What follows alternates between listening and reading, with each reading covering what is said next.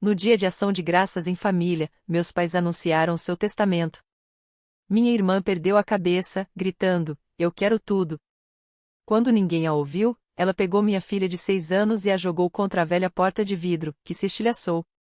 Minha filha entrou em coma com o impacto.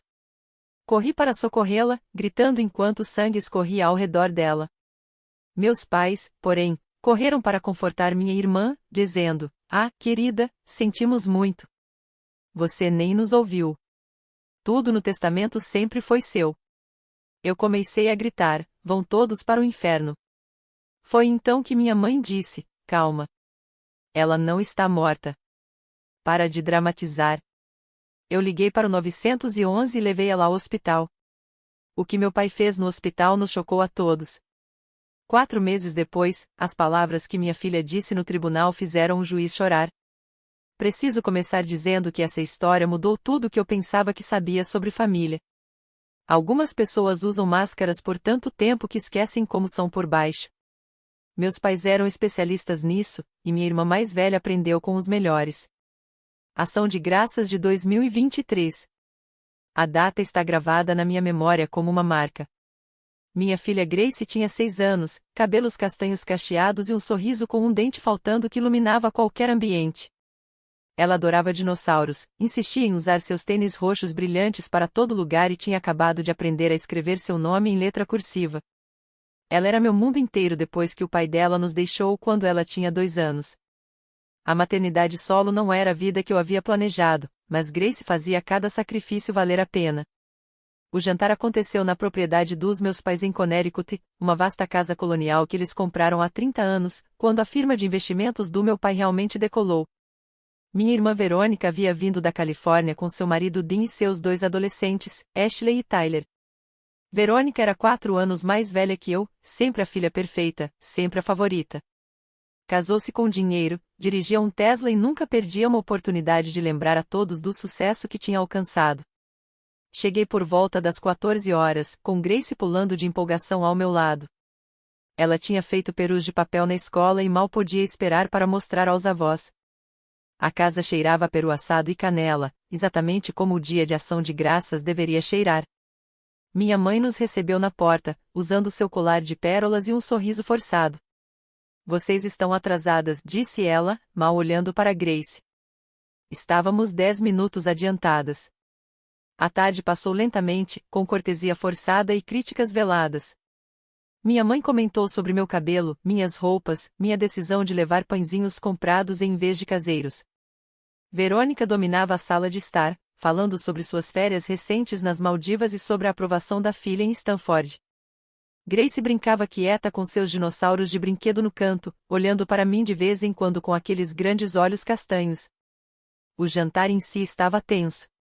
Meu pai estava sentado à cabeceira da mesa, mal falando, enquanto minha mãe se ocupava com Verônica. Grace estava ao meu lado, cortando cuidadosamente o peru em pedacinhos.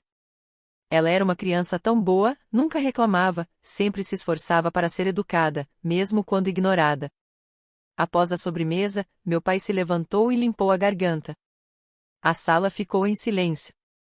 Ele era um homem alto, ainda imponente aos 72 anos, com cabelos prateados e uma presença que exigia atenção. "Sua mãe e eu temos algo importante para discutir", começou, puxando uma pasta do aparador. "Atualizamos nosso testamento e queremos compartilhar as disposições com todos." Os olhos de Verônica brilharam. Eu quase podia ver os sinais de dólar refletidos neles. Meus pais valiam cerca de 8 milhões, a maior parte em imóveis e investimentos. Verônica vinha perguntando sobre o planejamento da herança há anos, sem nunca ser sutil quanto às suas expectativas. "Decidimos dividir tudo igualmente entre as 2 filhas", continuou meu pai. "A propriedade será dividida 50-50, com provisões para os fundos de educação dos netos." As palavras mal haviam saído de sua boca quando Verônica explodiu. "Como assim 50-50?" gritou, o rosto ficando vermelho. "Eu quero tudo." Minha mãe estendeu a mão para ela. "Querida, deixe-nos explicar." "Não." Verônica se levantou tão rápido que a cadeira tombou para trás. "Eu que cuidei de vocês. Eu que liguei toda semana." Ela apontou para mim com um dedo trêmulo. Ela quase não visita. Teve uma filha fora do casamento. Sempre foi uma decepção. A pequena mão de Grace encontrou a minha debaixo da mesa. Eu podia sentir que ela tremia. Verônica, sente-se, disse meu pai, com a voz firme. Isso não está em discussão. Tudo deveria ser meu. Ela gritou. A sala ficou completamente silenciosa. Dean ficou parado, com o garfo no meio do caminho até a boca. Ashley e Tyler encaravam os pratos. Eu sou a bem-sucedida. Eu que construí algo de mim mesma. Eu mereço tudo. Meu pai cerrou o maxilar. A decisão é final. Vocês duas receberão partes iguais e não discutiremos mais isso. Algo na expressão de Verônica mudou. Seus olhos ficaram frios e calculistas, varrendo a sala até se fixarem em Grace. Meu estômago caiu. Reconheci aquele olhar. Já tinha visto antes, quando éramos crianças, quando ela queria me machucar, mas sabia que não podia fazê-lo diretamente. Sabe de uma coisa? A voz de Verônica baixou, o que era, de algum modo, pior do que os gritos. Talvez eu precise fazer você entender o quão séria eu sou. Ela se moveu tão rápido que não tive tempo de reagir. Cruzou a sala em 3 passos longos, agarrou Grace pelos ombros pequenos e a puxou de mim. Grace gritou, e seu brinquedo de dinossauro caiu no chão. Verônica, pare! Gritei, pulando. Tudo aconteceu em câmera lenta e em velocidade relâmpago ao mesmo tempo. Verônica girou Grace e a empurrou com as 2 mãos, usando toda a força. Grace voou para trás, o corpinho completamente no ar por um instante horrível. A velha porta de vidro da sala de sol estava bem atrás dela, a porta que meu pai queria trocar há anos porque o vidro era original da casa, antigo. Então, o som do vidro se estilhaçando encheu a sala. Grace atravessou a porta, a cabeça batendo na moldura de madeira antes de desaparecer em uma chuva de cacos brilhantes. O silêncio que se seguiu foi ensurdecedor. Então eu vi o sangue. Grace estava caída, encolhida no chão da sala de sol, cercada pelos vidros quebrados. Um sangue vermelho escuro se espalhava debaixo de sua cabeça, invadindo os azulejos brancos. Seus tênis roxos eram o único ponto de cor que não estava carmesim. Seus olhos estavam fechados. Ela não se mexia. Eu estava gritando. Sei que estava gritando porque minha garganta doía, mas não conseguia ouvir nenhum som. Corri até ela, caindo de joelhos ao lado da minha filha, com as mãos pairando sobre o corpo dela, aterrorizada de tocar e, ao mesmo tempo, aterrorizada de não tocar. O vidro cortou minhas calças até os joelhos, mas eu não senti dor. O sangue encharcava o tecido, misturando-se ao dela e ao meu. Grace, querida, acorda. Implorei, finalmente tocando seu rosto. Sua pele estava quente, mas ela não respondeu. O sangue grudava em seus cabelos cacheados. Por favor, acorda. Por favor, acorda. Atrás de mim, ouvi a voz da minha mãe. Oh, querida, sentimos muito. Você nem nos ouviu. Tudo no testamento sempre foi seu.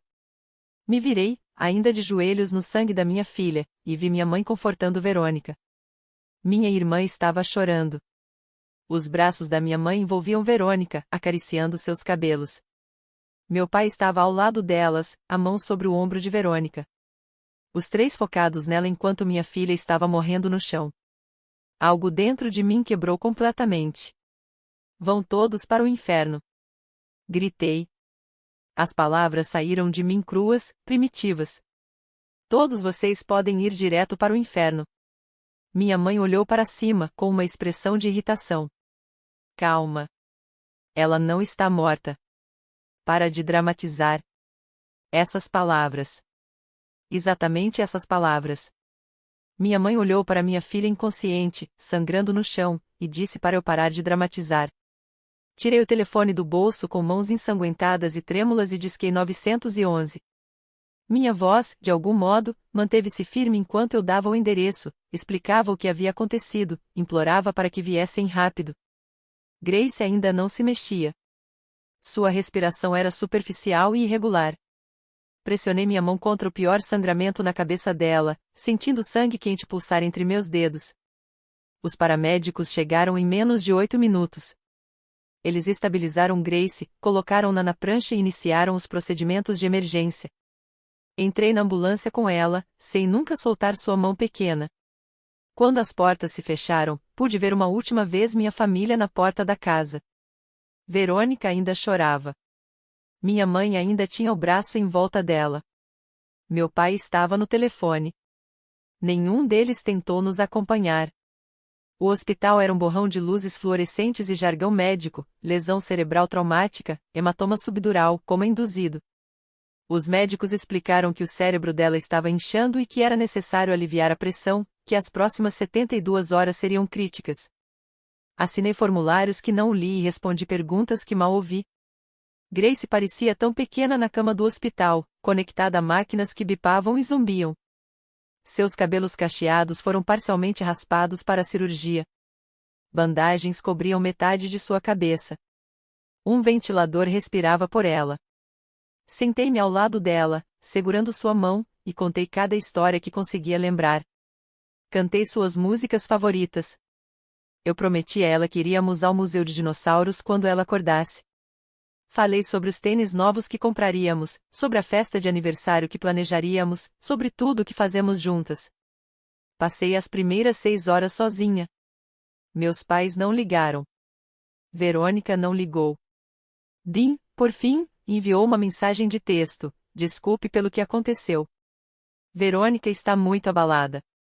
Na 7ª hora, a porta da sala de espera se abriu. Olhei para cima, esperando um médico com boas notícias. Em vez disso, meu pai entrou. Ainda estava com as roupas do Dia de Ação de Graças, embora tivesse colocado um casaco. O rosto dele estava grave. Precisamos conversar, disse. Levantei-me, todo o meu corpo vibrando de raiva. Você precisa ir embora. Eu sou sua filha. Você não é nada para mim. Minha voz estava gelada. Você ficou aí enquanto sua filha tentava assassinar a minha. Você a confortou. Me disse para parar de dramatizar enquanto Grace estava sangrando no seu chão. Ele teve a audácia de parecer ofendido. Verônica não quis machucá-la. Ela estava emocional por causa do testamento. Decidimos dar a Verônica a herança completa para evitar futuros incidentes. Achamos que você entenderia, dadas as circunstâncias. As circunstâncias? Eu disse lentamente, respirando com dificuldade. Você veio aqui, enquanto minha filha está em coma, para me dizer que vai dar tudo a Verônica porque ela atacou uma criança de 6 anos? Estamos tentando manter a paz nesta família. Não há mais família. As palavras saíram firmes e definitivas. Quero que você vá embora. Não volte. Não ligue. Nunca mais tente contato comigo ou com Grace. Nenhum de vocês. Ele tentou argumentar, mas eu me afastei e voltei para o quarto de Grace, pedindo à enfermeira que o retirasse. Ela olhou para o meu rosto e fez a ligação. A segurança o escoltou para fora. Ele saiu sem muita resistência. Percebi então que ele já havia conseguido o que queria, me contar sobre a mudança do testamento e aliviar sua própria culpa, checando Grace de uma distância segura. Os dias seguintes se misturaram. Grace permanecia em coma. As máquinas a mantinham viva enquanto seu cérebro tentava se curar. Eu vivia naquele quarto de hospital, dormindo na cadeira ao lado da cama dela, comendo o que as enfermeiras traziam. Meu chefe ligou e eu pedi demissão pelo telefone. Dinheiro não importava. Nada importava, exceto Grace. No 4º dia, entrei em contato com um advogado. O nome dele era Bradley Morrison, amigo de um amigo, especializado em direito de família e em danos pessoais. Ele veio ao hospital, sentou-se comigo enquanto eu explicava tudo, anotando com uma expressão cada vez mais sombria. Isso é, no mínimo, agressão contra menor, disse ele. Dadas as circunstâncias, poderíamos até acusar de tentativa de homicídio. O fato de seus pais terem mudado o testamento depois do incidente poderia ser interpretado como obstrução da justiça ou manipulação de testemunhas. Quero que todos eles sejam responsabilizados, disse eu. Cada um deles. Até seus pais. Especialmente os meus. Bradley apresentou as acusações no dia seguinte. A polícia veio para tomar meu depoimento. Mostrei os registros médicos, as fotos que tirei da cena antes de sair na ambulância, as mensagens de texto de Dean. O rosto da policial endureceu enquanto analisava tudo. Vamos processar Verônica por agressão e violência contra a menor, disse. Dada a gravidade dos ferimentos, o promotor provavelmente vai enquadrar como agressão qualificada. Sua irmã pode pegar prisão pesada. Ótimo, respondi, e era exatamente o que eu queria. Verônica foi presa em seu hotel 3 dias depois. Meus pais pagaram a fiança poucas horas depois e contrataram o advogado mais caro do estado. A estratégia deles ficou clara rapidamente: culpar a mim. O advogado alegou que Verônica havia sido provocada por anos de tensão familiar, que agiu em um momento de estresse emocional e que nunca teve intenção de machucar gravemente Grace. Pintaram-me como a irmã amarga e invejosa, que sempre ressentiu o sucesso de Verônica. A mídia pegou a história. Ação de graças de família rica termina em violência e estampava os jornais locais. Meus pais deram entrevistas se retratando como a voz de coração partido, pegos no meio de um conflito entre suas filhas.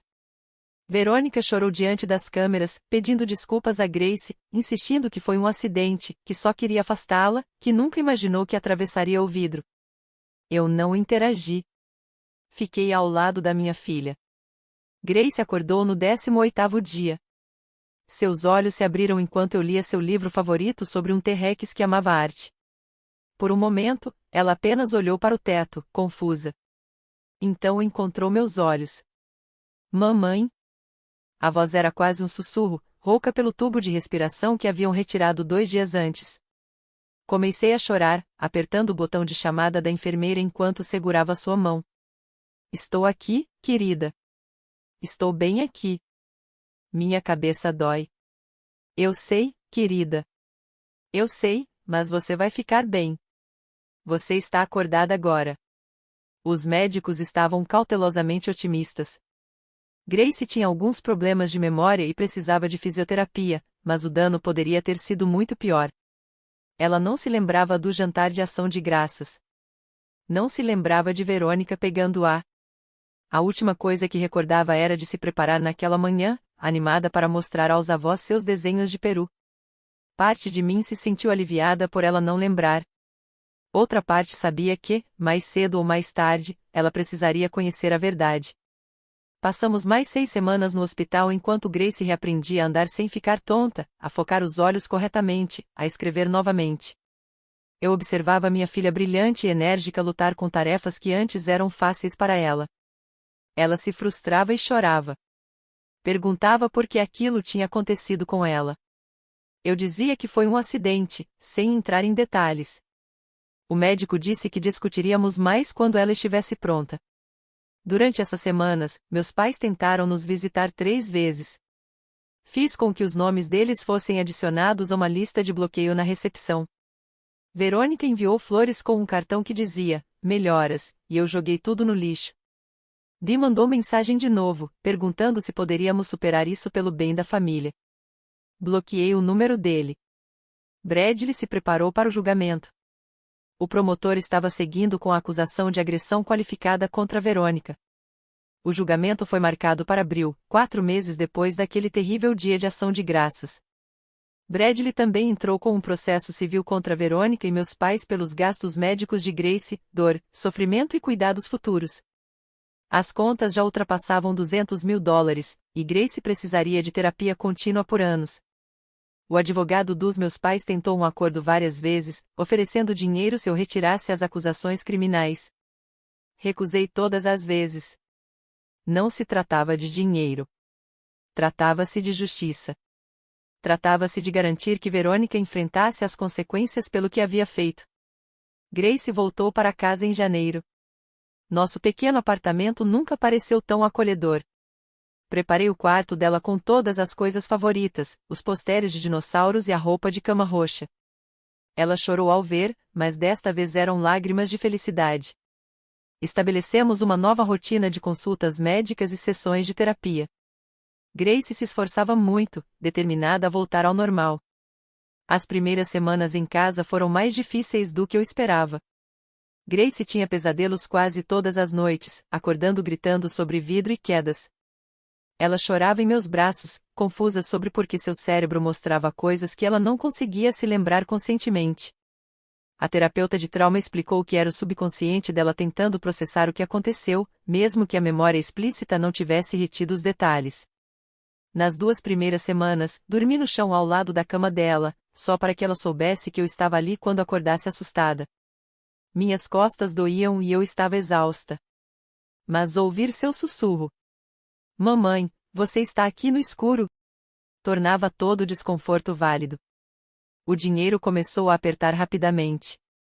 Eu tinha pedido demissão do meu trabalho como coordenadora de marketing em uma empresa de médio porte em novembro. Embora tivesse algumas economias, as contas se acumulavam. O processo civil levaria meses para ser resolvido. E mesmo que Bradley me assegurasse que venceríamos, isso não ajudava com as despesas imediatas. Só os remédios de Grace custavam quase $400 por mês, mesmo com seguro. A fisioterapia era 2 vezes por semana, $75 por sessão depois do copay. As consultas com o neurologista eram mensais. Peguei trabalhos freelance, criando campanhas de redes sociais em casa enquanto Grace cochilava ou fazia os exercícios de terapia. Sentava-me à nossa mesa de jantar usada, com o laptop, enviando propostas, escrevendo textos, criando gráficos, sempre com um ouvido atento ao quarto de Grace. Algumas noites eu trabalhava até às 3 da manhã e acordava às 7 para prepará-la para as consultas. Minha amiga Nathalie, do meu antigo trabalho, trouxe mantimentos uma semana quando mencionei que as coisas estavam apertadas. Ela apareceu com sacolas cheias de comida, incluindo o macarrão com queijo e os lanchinhos de frutas favoritos de Grace. Chorei na porta, emocionada com a gentileza. Nathalie havia se encontrado comigo para um café algumas vezes desde o incidente, nunca me julgando, sempre ouvindo. Ela era mais irmã para mim do que Verônica jamais foi. "Você faria o mesmo por mim", disse Nathalie, me abraçando. Além disso, aquela garotinha aí é especial. Todo o escritório está acompanhando a recuperação dela. Estamos torcendo por vocês duas. As pequenas gentilezas de amigos e até de estranhos nos mantiveram à tona durante aqueles meses difíceis. A barista da nossa cafeteria local começou a dar chocolate quente gratuito para Grace nos dias de terapia. Nossa proprietária, a senhora Shane, que soube do ocorrido pelo boca a boca do bairro, descontou $50 do aluguel por 3 meses. "Para a pequena", disse ela com voz dura, recusando-se a comentar mais. Esses gestos me lembravam que, enquanto minha família de sangue nos havia falhado de forma catastrófica, ainda havia bondade no mundo. Pessoas que mal nos conheciam mostraram mais compaixão do que meus próprios pais jamais tiveram. A recuperação de Grace teve retrocessos. Alguns dias ela dominava um exercício de fisioterapia, andando na trave de equilíbrio ou pegando uma bola. Outros dias, ela lutava com tarefas que tinha conseguido na semana anterior, frustrando-se até chorar. A terapeuta ocupacional me avisou que isso era normal em casos de lesão cerebral traumática. A cura não era linear, era mais como ondas, com altos e baixos. Uma tarde particularmente difícil, no início de fevereiro, Grace jogou o lápis pelo quarto depois de lutar para escrever seu nome pela 10ª vez. As letras saíam embaralhadas, o G invertido, o A completamente faltando. "Eu sou burra agora", soluçou. "Meu cérebro não funciona direito." Puxei A para o meu colo, meu coração quebrando. "Seu cérebro está se curando, querida. Ele está trabalhando muito para se recuperar. Você não é burra. Você é incrivelmente corajosa e forte." Mas eu conseguia escrever meu nome. Fazia todos os dias na escola. Agora não consigo nem uma vez sem errar. Sabe o que eu vejo? Inclinei o queixo dela para que olhasse para mim. Vejo uma menina que passou por algo terrível e ainda está tentando. A maioria das pessoas desistiria. Mas você continua. Isso não é burrice. Isso é incrível. Ela fungou contra meu ombro. Sério? Sério. E eu prometo, você vai escrever seu nome de novo. Talvez não hoje, talvez não amanhã, mas você vai. E quando fizer, vai ser ainda melhor, porque você lutou muito para conseguir. 2 semanas depois, ela escreveu o nome corretamente pela primeira vez desde o acidente. Ela correu para me mostrar, o papel segurado com força em suas pequenas mãos, o rosto brilhando de orgulho. Celebramos com sundae de sorvete no jantar, dançando pela cozinha ao som de suas músicas favoritas. Pequenas vitórias significavam tudo. Enquanto isso, Bradley construía nosso caso de forma meticulosa. Ele havia contratado um investigador particular que descobriu informações interessantes sobre o passado de Verônica. Aparentemente, não era a primeira vez que ela tinha explosões violentas quando as coisas não saíam como queria. Na faculdade, ela havia sido presa por agressão durante uma disputa na Irmandade, embora as acusações tenham sido retiradas após a intervenção financeira dos meus pais. Durante o divórcio do primeiro marido, algo sobre o qual eu quase não sabia, surgiram alegações de que ela jogava objetos e destruía propriedades durante discussões. Sua irmã tem um padrão, explicou Bradley em uma das reuniões em seu escritório. Ela sempre foi protegida. Seus pais passaram décadas protegendo-a das consequências. Desta vez, não podem. Ele também descobriu que meus pais haviam feito um seguro de vida de $2 milhões sobre eles mesmos apenas 3 semanas antes do Dia de Ação de Graças, com Verônica como única beneficiária. O timing era suspeito o suficiente para que Bradley planejasse mencionar isso durante o julgamento. Isso sugere que eles já tinham decidido basicamente te deserdar, disse ele, o que torna a alegação de que o testamento sempre favoreceria Verônica mais crível, mas também mais condenatória. Eles planejavam te excluir. E a reação da sua irmã ao pensar que teria que dividir mostra exatamente o quanto ela se sentia no direito de tudo. Em fevereiro, Grace perguntou sobre aquele dia de ação de graças. Estávamos jantando, apenas nuggets de frango e batatas fritas. Mamãe, por que não vemos mais a vovó e o vovô? Coloquei o garfo no prato, o coração acelerado. O que te faz perguntar isso, querida? Tem uma foto na terapia. O médico pediu para eu desenhar minha família. Eu desenhei você, mas não sabia quem mais desenhar. Eu tinha a voz e a Verônica, onde eles foram? Não pude mentir para ela. Ela merecia a verdade, mesmo que fosse dolorosa. Aconteceu algo ruim no dia de ação de graças, disse cuidadosamente. Verônica ficou muito brava e te machucou. Ela te empurrou e você se feriu muito. Por isso você ficou no hospital. Os olhos de Grace se abriram, surpresos. Ela me machucou de propósito? Sim, querida. E a vovó e o vovô escolheram proteger Verônica em vez de você. Eles não estavam lá para você quando você mais precisava. Ela ficou em silêncio por um longo tempo, processando tudo. É por isso que minha cabeça dói às vezes e porque tive que reaprender a andar? Sim. Eles vão se meter em encrenca? Verônica vai. Vai ter um julgamento onde as pessoas decidem o que acontece com ela. Eu vou ter que ir? Hesitei. Bradley havia mencionado que Grace poderia precisar testemunhar, mas eu esperava evitar isso. Talvez, respondi. Seria assustador? Ela pensou seriamente, com um rosto pequeno franzido. Mas se ela fez algo ruim, alguém precisa saber. Minha filha de 6 anos entendia justiça melhor do que meus pais jamais haviam entendido. Março chegou com os primeiros sinais da primavera e os preparativos finais para o julgamento. Bradley se encontrou com Grace várias vezes, sempre com um psicólogo infantil presente, para prepará-la para o que poderia ser testemunhar. Grace estava nervosa, mas determinada. Ela praticava falar com clareza e responder às perguntas com honestidade. Eu quero contar o que aconteceu, disse uma noite antes de dormir. Mesmo que eu não me lembre de nada, talvez ajude outra pessoa. Segurei-a perto de mim, essa garotinha corajosa que passou por tanta coisa. Você não precisa fazer nada que não se sinta confortável. Eu sei, mas eu quero. O julgamento começou em 15 de abril. O tribunal era imponente, todo em mármore e madeira escura. Verônica estava sentada na mesa da defesa, com um terno azul marinho conservador, cabelo preso, fazendo o papel de injustiçada. Meus pais estavam atrás dela na galeria, com expressões cuidadosamente neutras. Não olharam para mim quando entrei. A promotoria apresentou o caso de forma metódica, registros médicos mostrando a gravidade das lesões de Grace, fotos da cena, depoimento dos paramédicos que atenderam, meu testemunho detalhando cada momento horrível. Mantive a voz firme, olhando apenas para o promotor, sem encarar Verônica ou meus pais. A defesa tentou pintar tudo como um acidente trágico. Trouxeram especialistas falando sobre lapsos momentâneos de julgamento, sobre o estresse extremo de Verônica, que nunca teve intenção de fazer Grace atravessar a porta de vidro. Enfatizaram o histórico limpo dela, sua carreira de sucesso, seus próprios filhos que precisavam dela. Meus pais testemunharam pela defesa.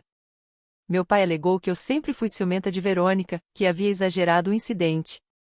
Minha mãe chorou no banco, falando de como aquilo havia destruído a família, que ela só queria que as filhas se reconciliassem. Nenhum deles mencionou Grace pelo nome. Nenhum deles reconheceu o que sua neta havia passado. Então chegou a vez de Grace. Bradley havia informado ao juiz que ela testemunharia, mas não especificou quando. Ele queria deixar seu depoimento para o final, depois que o júri tivesse ouvido todo o restante. A defesa contestou, mas o juiz permitiu. Grace vestia seu vestido roxo favorito, com dinossauros nos bolsos. O cabelo havia crescido o suficiente para cobrir a maior parte da cicatriz. Ela parecia tão pequena caminhando até o banco das testemunhas, com um balde de apoio para ajudá-la a sentar. O juiz falou com ela de forma gentil, explicando que ela só precisava dizer a verdade sobre o que lembrava. Oi, Grace, disse Bradley, com voz suave. Você pode nos dizer seu nome e quantos anos tem? Meu nome é Grace, e eu tenho 6 anos. Quase 7. Meu aniversário é no mês que vem. Você se lembra do Dia de Ação de Graças do ano passado? Nem tudo. Lembro de me arrumar e ficar animada.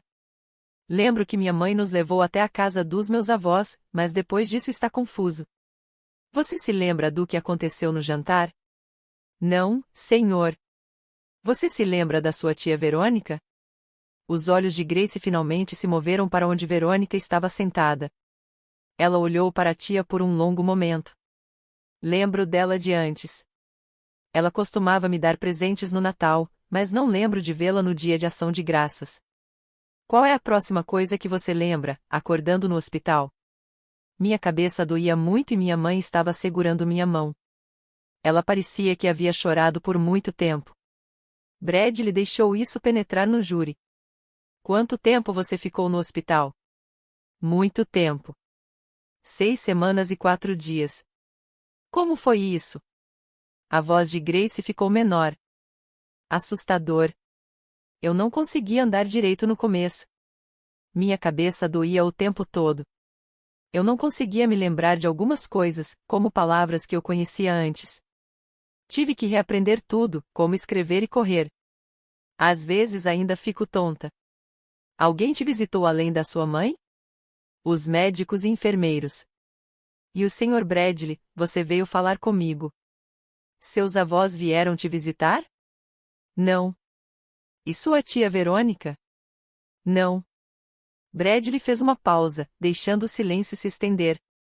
Grace, sua mãe te contou o que aconteceu no Dia de Ação de Graças, não contou? Sim, senhor.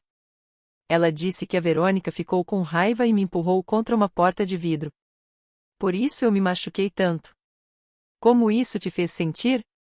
Pela primeira vez, lágrimas encheram os olhos de Grace. Triste e confusa. Não entendo por que ela me machucaria. Eu só sou uma criança. Não fiz nada de errado. O tribunal ficou completamente em silêncio. Até o advogado de defesa, que vinha interrompendo constantemente, ficou parado. O júri estava totalmente focado em Grace, vários deles com a emoção visível no rosto. Seus avós disseram algumas coisas depois que você se machucou. Sua mãe também te contou sobre isso.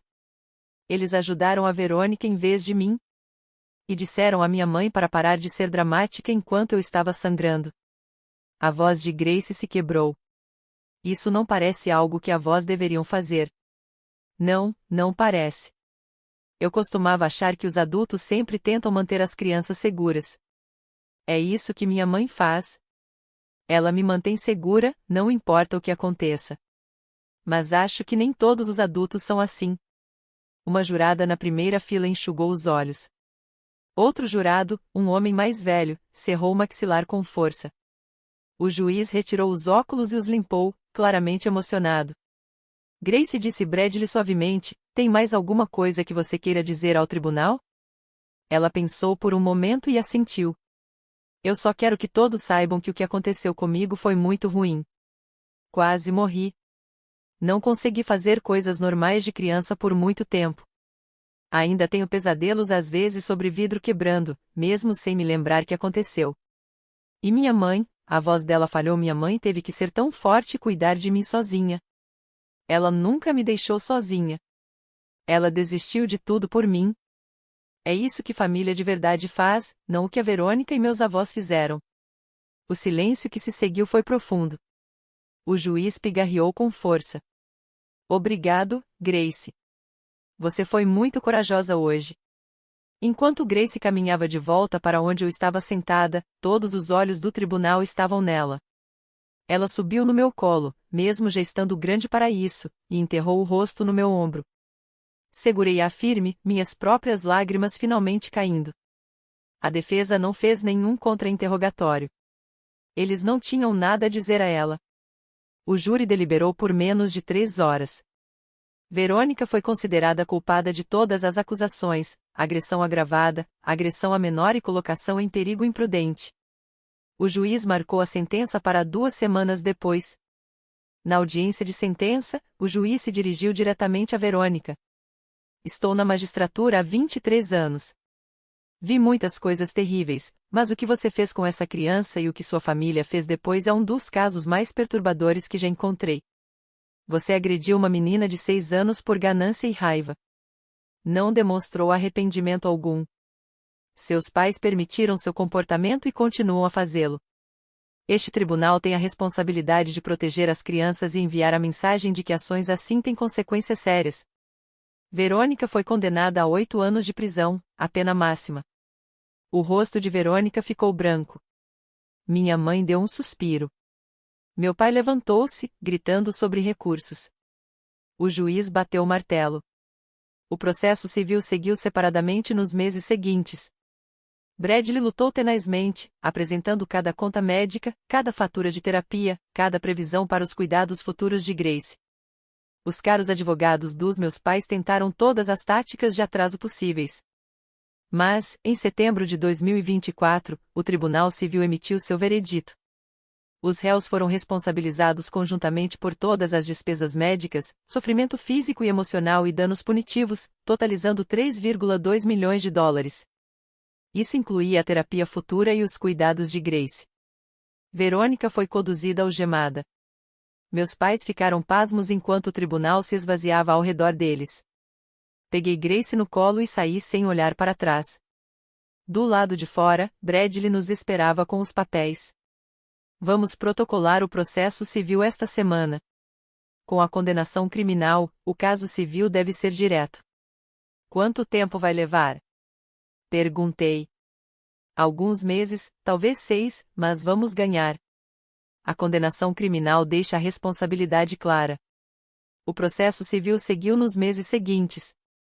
Bradley trabalhou com determinação, apresentando cada conta médica, cada fatura de terapia, cada previsão para os cuidados futuros de Grace.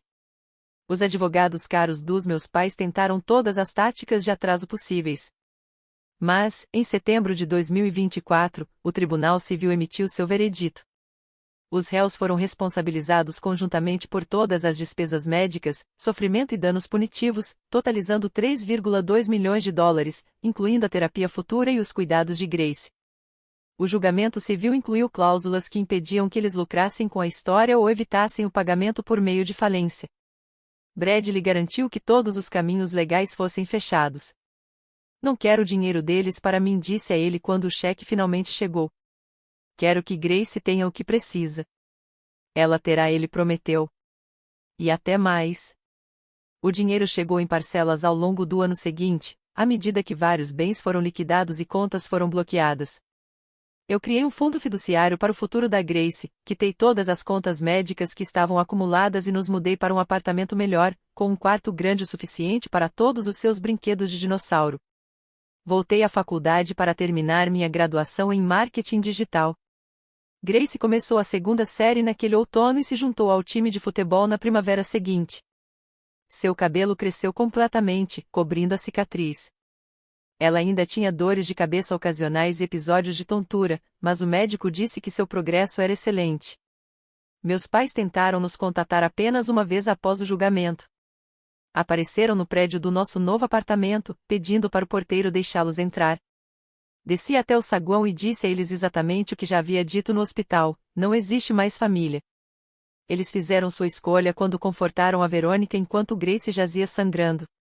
Fizeram a escolha novamente quando mudaram o testamento para recompensar a violência. E fizeram a escolha pela terceira vez quando testemunharam contra mim no tribunal. Seus pais? Perguntou minha mãe, olhando genuinamente confusa. Você não pode simplesmente nos cortar para sempre. Olhe para mim, respondi, e me afastei. Eles não tentaram mais. Isso foi em 2024, poucos meses depois do fim do julgamento criminal. Desde então, não tivemos mais contato. Se passaram 4 anos desde aquela vitória no tribunal. Grace agora tem 10 anos, quase 11. A pequena de 6 anos que testemunhou com tanta coragem cresceu e se tornou uma aluna da 4ª série confiante e inteligente. Ela está se saindo muito bem na escola, especialmente nas aulas de ciências, onde estudam paleontologia. Quer se tornar paleontóloga quando crescer, quem sabe descobrir uma nova espécie de dinossauro. Tem amigos, hobbies e uma infância que parece normal na superfície. As cicatrizes estão lá, físicas e emocionais, mas ela está aprendendo a conviver com elas. Não falamos muito sobre Verônica. Grace sabe que sua tia está na prisão e ainda ficará lá por vários anos. Sabe também que seus avós escolheram não fazer parte de nossas vidas. Fica triste às vezes, principalmente quando os amigos falam sobre suas famílias estendidas, mas entende que algumas pessoas não são seguras para se estar por perto. No mês passado, visitamos o Museu de Dinossauros que prometemos durante aqueles dias sombrios no hospital. Grace ficou diante do esqueleto de um T-Rex, com os olhos arregalados de admiração, e segurou minha mão. Mamãe, disse ela, lembra quando você prometeu que viríamos aqui quando eu melhorasse? Lembro. Você cumpriu sua promessa? Sempre cumpro minhas promessas. Apertei sua mão. Sempre cumprirei, querida. Ela olhou para mim. Essa garota corajosa, brilhante e linda, que sobreviveu a algo que nenhuma criança deveria enfrentar. Fico feliz que sejamos só nós. Somos um time e tanto. O melhor time, concordei. E realmente éramos. Nós somos. A família em que nasci tentou nos destruir, mas falhou. Grace e eu construímos algo melhor a partir das cinzas, uma família baseada no amor, na proteção e em estar presente uma pela outra, não importa o que aconteça. Isso é o que significa família de verdade. Verônica ainda tem 3 anos de pena pela frente. Meus pais estão envelhecendo e lidando com problemas de saúde. Segundo uma prima que me atualiza de vez em quando, mesmo sem eu pedir, o patrimônio de 8 milhões de dólares deles diminuiu significativamente após o pagamento do julgamento de Grace. Não sinto pena deles. Não sinto nada por eles. Às vezes, as pessoas me perguntam se algum dia os perdoarei. A resposta é não. Perdão é algo devido a pessoas que demonstram arrependimento, que mudam suas atitudes e fazem reparações genuínas. Eles não fizeram nada disso. Nos 4 anos desde o julgamento, meus pais envelheceram bastante. Segundo minha prima Sarah, que ainda me atualiza apesar do meu pedido para parar, ambos desenvolveram problemas de saúde. Meu pai teve um pequeno derrame no ano passado. A artrite da minha mãe piorou consideravelmente. O patrimônio de 8 milhões de dólares deles foi praticamente cortado pela metade entre o julgamento civil e os honorários legais. A casa em Connecticut está à venda. Eles estão reduzindo para um condomínio. Não sinto nada ao ouvir essas notícias. Nem satisfação, nem simpatia, apenas uma indiferença vazia. Eles são estranhos para mim agora. Pessoas que eu conheci em outra vida. Verônica está atualmente em seu 5º ano de uma pena de 8 anos. Está em um presídio feminino a cerca de 2 horas de onde meus pais vivem agora. Eles a visitam mensalmente. Segundo Sarah, Verônica entrou com múltiplos recursos, todos negados. Ela poderá solicitar liberdade condicional em 2030. Embora, dado o tipo de crime e sua completa falta de arrependimento, a liberdade condicional parece improvável. Dean se divorciou dela 6 meses após o início da pena. Ele ficou com a guarda total de Ashley e Tyler, ambos agora na faculdade. Sarah comentou uma vez que eles cortaram totalmente o contato com a mãe. Eles construíram suas vidas sem ela, assim como Grace e eu construímos a nossa sem meus pais e sem Verônica. Às vezes, as pessoas perguntam se algum dia vou perdoá-los. A resposta é não. Perdão é algo devido a quem demonstra arrependimento, que muda seu comportamento e faz reparações genuínas. Eles não fizeram nada disso. Eles tomaram uma série de decisões que priorizaram dinheiro e a filha favorita em detrimento da segurança e do bem-estar de uma menina inocente.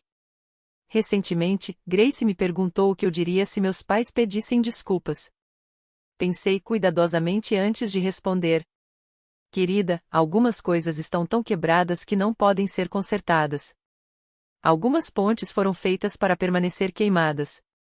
Sua segurança e felicidade são mais importantes do que manter relacionamentos com pessoas que provam que não te valorizam. Ela assentiu. Faz sentido. A gente não precisa deles mesmo. Não, não precisamos. A verdade é que somos mais felizes agora do que jamais fomos. Os anos desde o julgamento foram cheios de cura, crescimento e de construir uma vida nos nossos próprios termos. O julgamento e tudo que levou até ele foram horríveis, mas me forçaram a enxergar minha família com clareza pela primeira vez. A síndrome do filho favorito, o favoritismo, a forma como meus pais sempre priorizaram aparência e sucesso em vez de caráter e bondade, tudo isso sempre esteve lá. Eu apenas estava muito próxima para enxergar. O depoimento de Grace também mudou as coisas para outras pessoas. Bradley me contou que várias famílias entraram em contato depois de acompanhar a cobertura do julgamento, famílias lidando com situações similares, onde a violência era minimizada ou desculpada. As palavras de Grace sobre o que avós devem fazer, sobre o que significa família de verdade, tocaram essas pessoas. Ela ajudou outros a encontrarem coragem para estabelecer limites e proteger seus próprios filhos. Minha filha não salvou apenas a si mesma naquele dia no tribunal. Ela ajudou a salvar outros também. Nos últimos 4 anos, assisti à transformação dela, da menina de 6 anos traumatizada, ela se tornou uma jovem extraordinária. Os pesadelos eventualmente diminuíram, embora ainda tenha sonhos ruins de vez em quando. A fisioterapia continuou por 2 anos completos até que seu equilíbrio e coordenação foram totalmente restaurados. Ela usa o cabelo comprido agora, em parte porque gosta, em parte para esconder a cicatriz da qual ainda sente vergonha. Às vezes, olho para ela e me maravilho com sua força. Ela passou por algo traumático, algo que poderia tê-la destruído, e saiu mais forte. Agora, ela se posiciona, de formas que eu nunca consegui na idade dela. Ela sabe seu valor. Sabe que merece ser protegida e valorizada. Lições que eu gostaria de ter aprendido mais cedo na vida, mas que fico feliz que ela esteja aprendendo agora. A cicatriz na cabeça dela se transformou em uma linha fina e branca, quase totalmente escondida pelo cabelo. A cicatriz no meu coração é mais visível, pelo menos para mim. Mas cicatrizes são prova de que sobrevivemos, de que nos curamos, de que ainda estamos aqui apesar de tudo que tentou nos deter. Ainda estamos aqui. Ainda estamos lutando. Ainda estamos construindo nossa vida juntas. E estamos fazendo isso sem as pessoas que deveriam estar ao nosso lado, mas escolheram não estar. A perda é deles, não nossa.